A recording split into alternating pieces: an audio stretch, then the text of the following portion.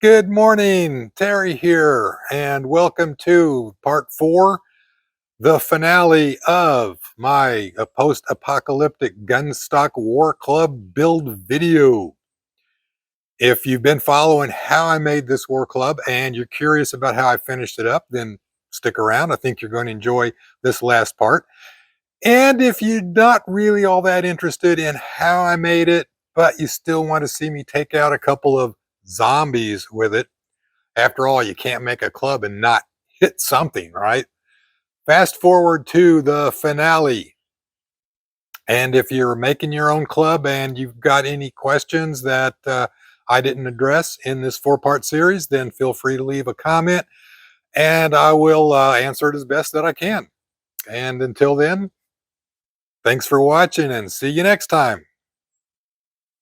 So, as with any woodworking project, the most time-consuming and labor-intensive part of the entire project is the finish work. So here you can see that first I went over this with 80 grit. This is just a piece I cut off the belt sander to get the scratch marks out of from the belt sander.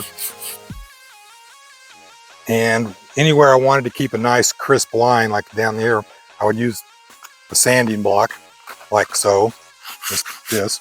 And if I'm sanding a long piece and I want to make sure I get it nice and flat, I just use a longer wooden block. There are tools you can buy that help do this, but I find this works really. Just go like that. I mean, I've already sanded this one down, but yeah, that'll help keep it just nice and straight. So I use the block anywhere I've got like a sharp angle here, want a crisp line, flat, smooth surface, and then anywhere where I'm working down the contour, like with this blade part, I just work by hand. And I always sand with the grain as much as I can, the same direction as the grain.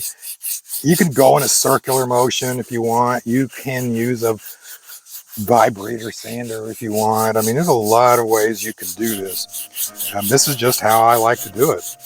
And I'll sand this down with this 80 grit, checking on it occasionally. And what I'm doing actually is putting in the final contour and taking out the scratches from the belt sander or from the previous grit of sandpaper.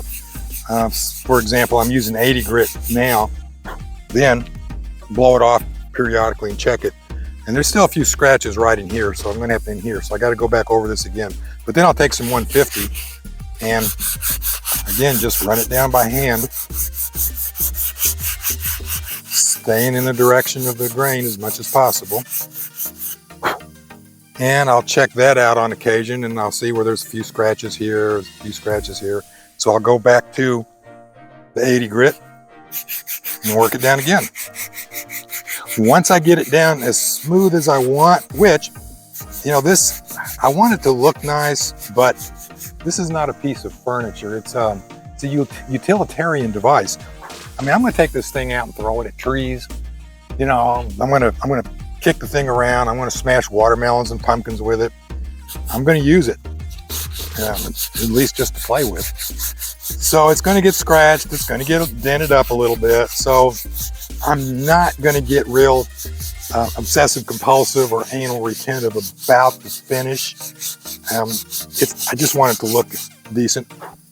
And one thing that I've noticed though is that this thing is not symmetrical, meaning this side is not exactly the same as this side. There are some minor differences in them. And again, it's something that somebody who probably actually knows what they're doing could clean up. But again, I'm not going to worry too much about it. It looks good. It functions. So you get these scratches out.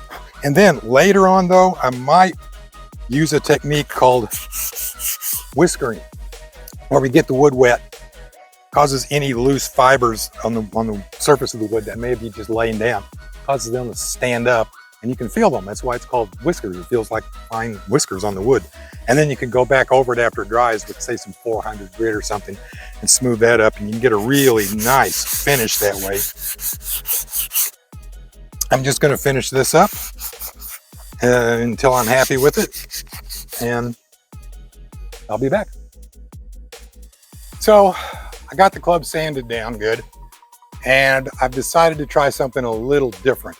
What I've done instead is I've wrapped it with this wire, and now I'm going to just lightly burn it all over with a torch.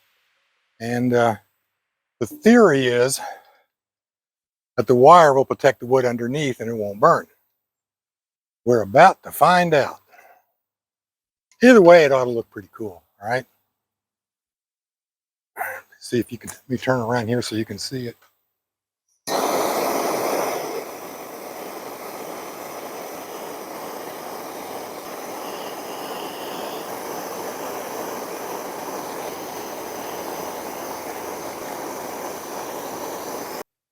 Okay, well, I can already tell that this is going to work, because you can see where that wire is, where it's not burning. Yeah, so I just got to go back and kind of touch up some of these areas here, but I think this is going to work out pretty well.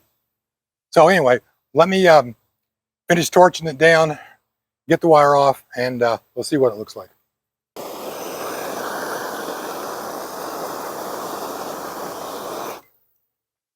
Finished. Let's take the wire off and see what we got here.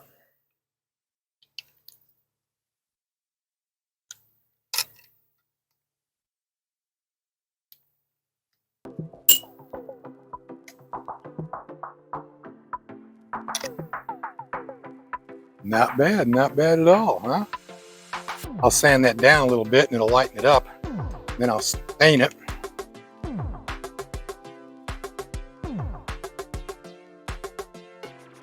There it is.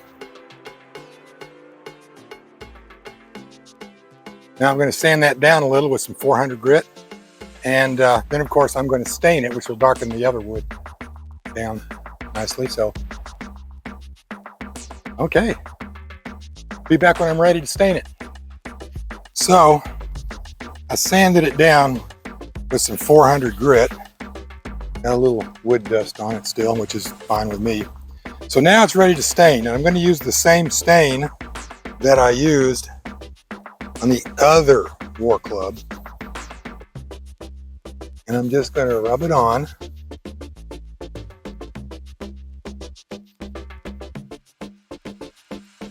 I'll wait a few minutes, let it soak in, then I'll rub it off, and I'll repeat that several times until I get the color that I want. Just let that soak in for a bit. Sand it down, or yeah, sand it down with some 400 grit again, I guess, because the stain will cause little whiskers to stand up on this. And then I'll stain it again and just keep doing that until it's as dark as I want it.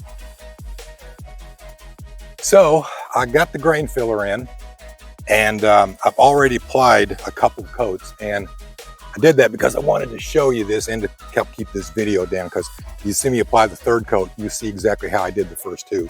But anyway, you see how it's kind of stuck down there in the grain here, and you got these white speckles in it. That's what it looks like when it dries, and what it does is it fills this grain. Oak has a very open, deep grain onto it in place. It's got very tight grain here, and then it's got these areas where it's very open and very deep. And what it's doing is it's filling those in. There's some there. And you can just see it all over here. And it's just filling in. When you run your hand across even a well-sanded piece of oak, you can always feel a little bit of roughness right there that you can never really completely take out. And that's what this filler is doing, is filling that in. And also you notice it's white. Yeah, it dries white, but then whenever it's stained or top coated, it just disappears. It's really amazing stuff. Now, I'm not going to tell you what brand I'm using because I'm not going to promote any specific brand. They're all basically the same. You just want to make sure that whatever you're using is, one, water-based, and two, clear, because you'll find different cans. Like you go to Amazon, you'll find different cans that look exactly alike, except in the description, one says clear, one says white. You don't want the white. I know it dries white. They all dry white, but the ones that say white are going to stay white. So if you don't paint it, you're going to end up with white speckles all over your finished piece like that. Oh yeah, also, you don't have to go out and buy a lot of equipment if you don't already have it. I just opened a can with this. It's an oyster knife. You don't have to go out and get a screwdriver or something if you don't have one. And instead of a putty knife, which I do have, I decided I'm going to use this for today's demonstration. Yeah, this old spatula, rubber spatula. So here's how we're going to start this. We just put some on, and you see it's thick and white. And we're just going to smooth it in, and we're going to work it across the grain as much as we can.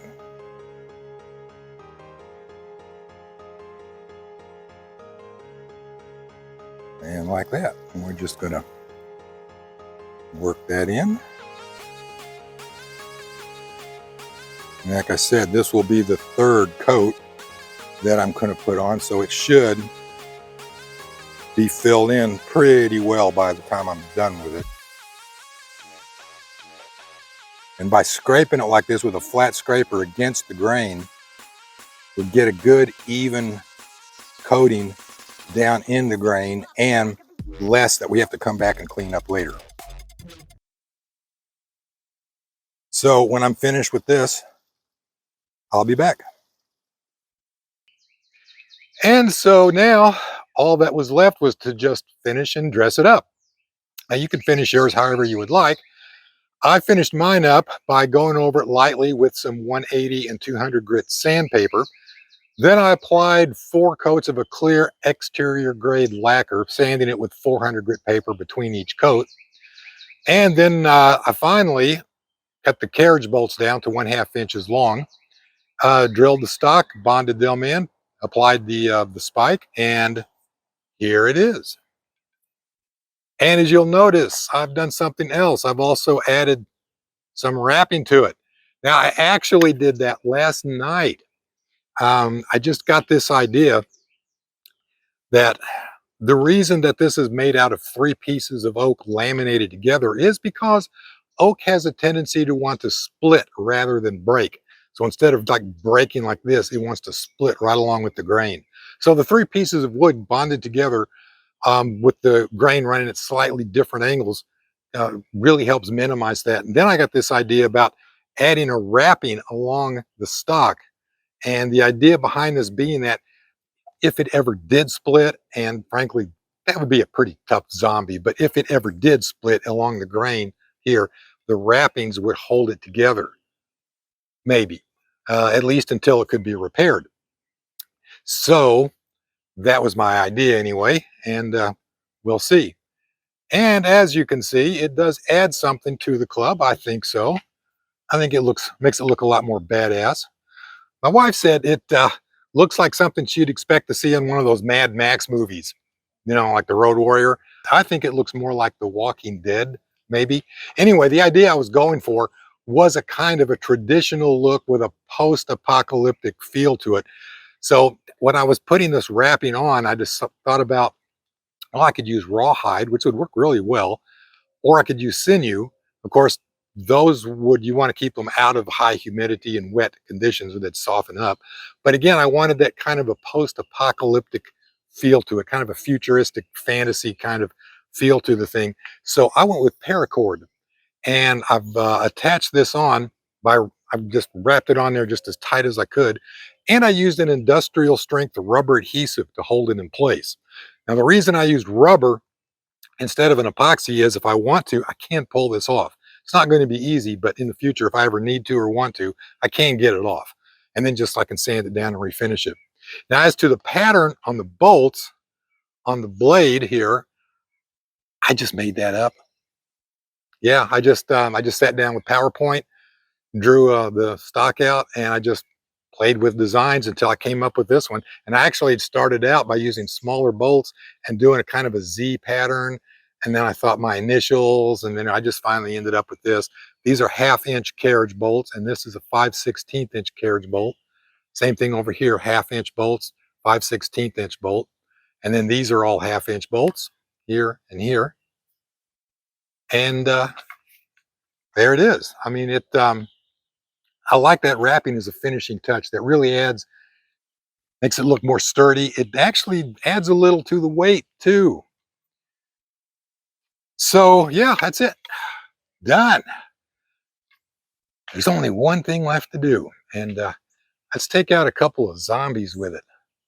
And you know, I think I just might know where I can find a couple.